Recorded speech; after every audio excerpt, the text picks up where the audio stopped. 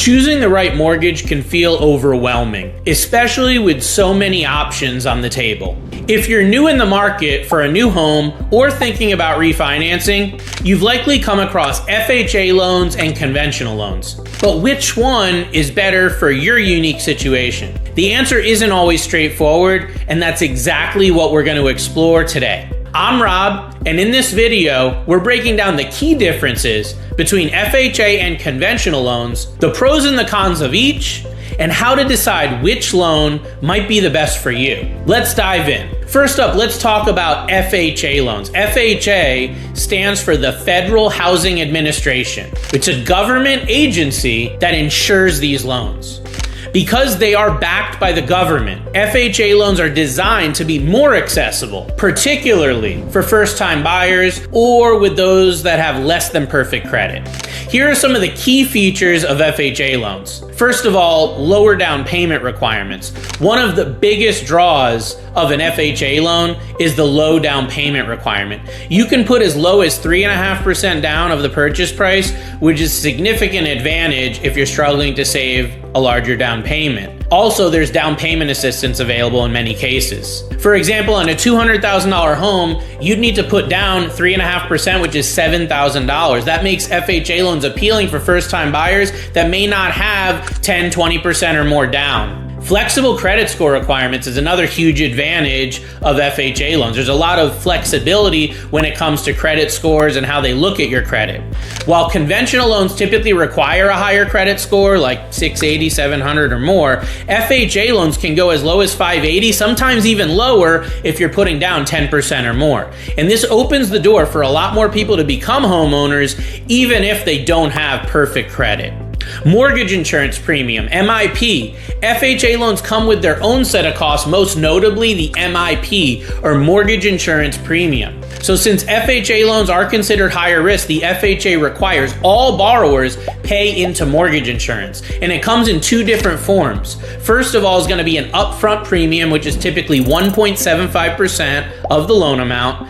And then the second part, which is an annual amount, which will be rolled into your monthly mortgage payment. So on an FHA loan, the PMI, unlike conventional, cannot typically be removed unless you refinance into a conventional loan once you've built enough equity. So keep that in mind as a downfall on FHA. Loan limits. FHA has loan limits which vary depending on the location of the property.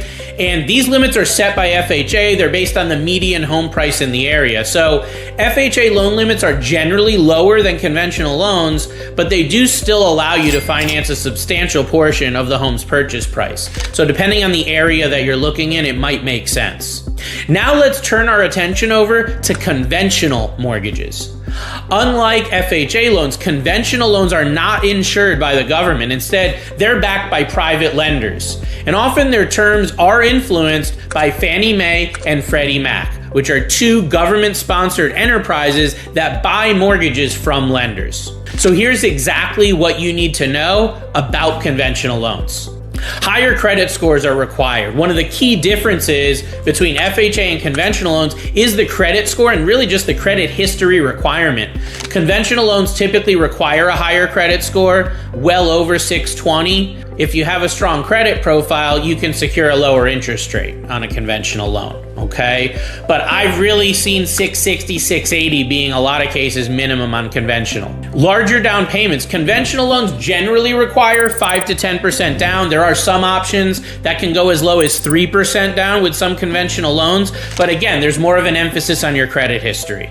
Standard for conventional can be 5 to 20%. So that same $200,000 home we talked about, $7,000 with FHA, you'd be $10,000 to $40,000 on conventional, depending on your down payment. So that can definitely be a barrier, but the higher down payment can help avoid mortgage insurance if you do 20% or more. So speaking of mortgage insurance, conventional loans come with PMI or private mortgage insurance if your down payment is less than 20% of the home's purchase price. Unlike FHA's mortgage insurance premium, PMI can be canceled once you reach 20% equity in your home. And that's a significant advantage on conventional loans over FHA because it can lower your monthly payments once you've built enough equity. Loan limits and flexibility. Conventional loans do offer more flexibility and higher loan limits generally than FHA. So FHA has strict limits based on local home prices. Conventional limits are generally higher, and if you're looking at homes in higher cost areas, you might qualify for a jumbo loan, which is a type of conventional loan that exceeds the conforming loan limit set by Fannie Mae and Freddie Mac.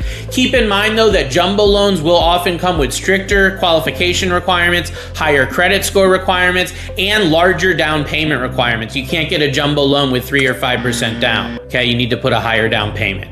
Now that we've covered the basics of both FHA and conventional loans, let's compare the costs, because it's not really just about interest rate and down payment. There are other factors to consider when determining which loan will be more affordable for you in the long run. FHA loans do often come with lower interest rates than conventional loans because they're government backed, and this is especially helpful if you have a lower credit score. But the difference in rates can be offset by the cost of the PMI, that mortgage insurance, which tends to be higher and more permanent with FHA. It just depends again on your qualification, your credit. The mortgage insurance costs on FHA require both upfront and an annual MIP, which can significantly increase the loan cost, where PMI on conventional loans can be canceled and generally doesn't require a large upfront fee. Okay, so it can make conventional loans in many cases less expensive over time, especially if you're able to reach that 20% equity threshold. FHA loans are attractive for their lower upfront costs, particularly for first-time homebuyers, because they do allow some of that additional down payment assistance that we were talking about. But as I just mentioned, conventional might offer that long-term lower cost if you can afford to avoid PMI. Long-term affordability. When we're looking at your long-term housing affordability, we need to talk about how long you plan to stay in the home. If you plan to stay in the home for many years, a conventional loan might be more cost-effective because you'll be able to ultimately eliminate that PMI without needing to refinance. But if you are planning to move or do a refinance in the near future, FHA may have the lower cost for you in that scenario. So with all this information, how do you decide whether an FHA or a conventional loan is going to be better for you? Well, the answer is going to depend on your particular financial situation, your goals, and your future plans. So particularly first-time buyers, if you're a first-time buyer with a lower credit score or limited savings for a down payment, in most cases, FHA may be the better option. The lower down payment requirement, the use of down payment assistance, and more flexible credit criteria, it's going to make it easier to qualify and get you into a home. Just be aware of those additional long-term costs we talked about on the PMI. If you have strong credit and savings, on the other hand, then I think I would be looking at opting towards a conventional loan. It's likely the better choice because you're going to benefit from potentially just a lower cost mortgage overall, the ability to avoid PMI, greater flexibility with loan amounts. So keep all that in mind. Consider your long-term plans as well. If you plan to stay for a really long time and you can build equity quickly, a conventional loan could save you money in the long run for sure. But if you're not really planning to stay on the home for many years or you're just unsure, then I would say FHA may be the best loan for you to start with, and then refinancing later into a conventional loan. That would be a strategic move that you should definitely consider. Finally, you also want to think about affordability in terms of monthly payments. So FHA loans might offer a lower initial monthly payment, but you're going to need to factor in that cost of the MIP and that upfront cost that's financed. Conventional loans might have a little upfront out-of-pocket cost, a little bit more, but they could lead you to long-term lower payments because you can get rid of that PMI. You just can't guarantee a future refinance. You never know what's going to happen. So to help you better understand which option might be right for you, let's look at a couple of real-life scenarios. Scenario one is a first-time home buyer named Sarah. She's got a credit score of 620 and $10,000 saved for a down payment. She's looking at homes in the $200,000 range. So given her situation, an FHA loan is likely the best option because she can qualify with the lower credit score. The 3.5% down payment means she'll only need $7,000 up front. So she'll pay MIP, but it's going to allow her to get into that first home without needing to wait to save more and more and work on her credit. The second scenario I want to talk to you about is a move-up buyer named John. John's looking to upgrade to a bigger home as his family is growing. He's got a credit score of 740, $50,000 saved, and he's eyeing a $300,000 home. Now, due to the extra financial strength, a conventional loan is likely his best bet because he can put 20% down, avoid PMI, and secure a good interest rate because he's got such a great credit score. This option is going to save him money in the long run, and the larger down payment is going to give him more equity and a lower monthly payment from day one. So at the end of the day, the decision between an FHA loan and a conventional loan comes down to your particular financial situation, your long-term goals, and what you're really comfortable with. So both loans definitely have advantages and disadvantages, but understanding the nuances is going to help you make the best choice for your needs.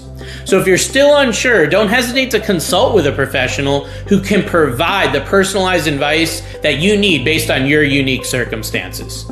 Appreciate you watching this video. I hope you found it helpful, and don't forget to like, share, and subscribe for more tips and insights on navigating the world of mortgages, home ownership, and real estate. Leave a comment below if you have any other questions or if there's any other topic that you'd like me to cover in a future video. Until next time, take care.